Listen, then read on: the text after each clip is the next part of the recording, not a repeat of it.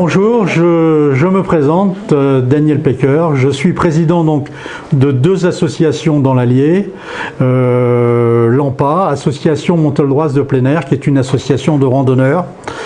Un peu de pub, 4 randonnées par mois, 2 le dimanche et 2 en semaine. Vous la voyez souvent dans la montagne, d'ailleurs il y a pas mal d'articles qui passent sur l'AMPA. Et puis président de BVF, donc Brisevent-Forterre. Et puis pour tout vous dire, bon, on peut le transformer aussi en bienvenue à Varennes-Forterre.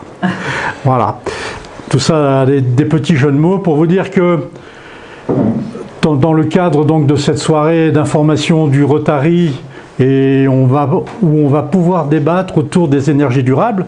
Donc il y a quelques temps, on m'avait demandé, Gilles m'avait demandé en fait de vous parler des énergies. Et on avait trouvé le titre tout de suite d'ailleurs, on a dit les énergies durables, oui, mais. Voilà. Alors pourquoi mais? Parce que vous allez voir, on va développer un peu, on va essayer de faire un rappel rapide de toutes les énergies durables qui existent. La première qui vous vient à l'idée, c'est la plus connue, la plus ancienne, c'est laquelle? Le charbon? Non. Le bois? Non. Énergie durable, donc la définition de durable, c'est quelque chose qui est à l'échelle de la planète, quelque chose qui reste humanitaire. Donc, qui est la plus développée dans notre pays, c'est l'eau, l'hydraulique. Voilà, ça. Je pense que le bois est utilisé avant l'eau en énergie. Oui, mais pas en quantité. Pas en quantité.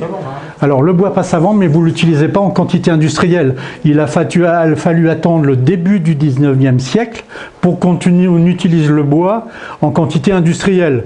On l'utilisait beaucoup en quantité individuelle, et il n'y a que maintenant où on a réussi à faire des chaudières à bois énormes qui sont auto-alimentées par des petites bûchettes, voire maintenant des granulés. C'est l'issue de la photosynthèse.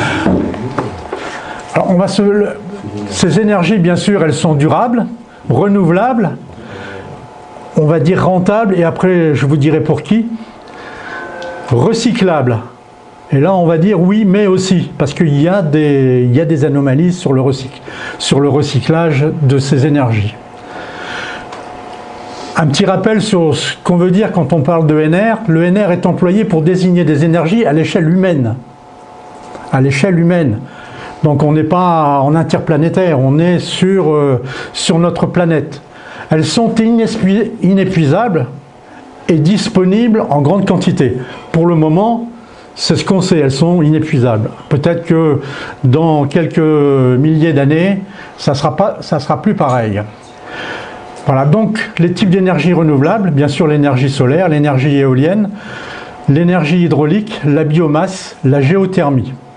Leur caractéristique commune est de ne pas produire, j'insiste beaucoup là-dessus, en phase d'exploitation d'émissions polluantes ou peu parce que ça pollue quand même, et ainsi d'aider à lutter contre l'effet de serre et le réchauffement climatique. Alors on en parlera tout à l'heure, le réchauffement climatique, un gros problème scientifique. Les scientifiques de la planète ne sont pas d'accord entre eux. Donc il y a actuellement des gros débats. Vous avez beaucoup de savants qui disent que le réchauffement climatique est dû à l'homme, dû au monde animal, parce que les animaux aussi respirent et donc produisent aussi du CO2 comme l'homme. Voilà. Et ensuite, d'autres savants disent que ça n'est pas du tout dû au CO2, c'est dû à la vapeur d'eau émise par les hommes et les animaux. Vous voyez, donc on a des savants qui divergent, sachant que on est tous d'accord pour dire le CO2 prend une grande part en fait dans la pollution de la Terre, et en fait il empêche quoi? Les rayons ultraviolets de venir jusqu'à nous. Ça c'est le gros problème.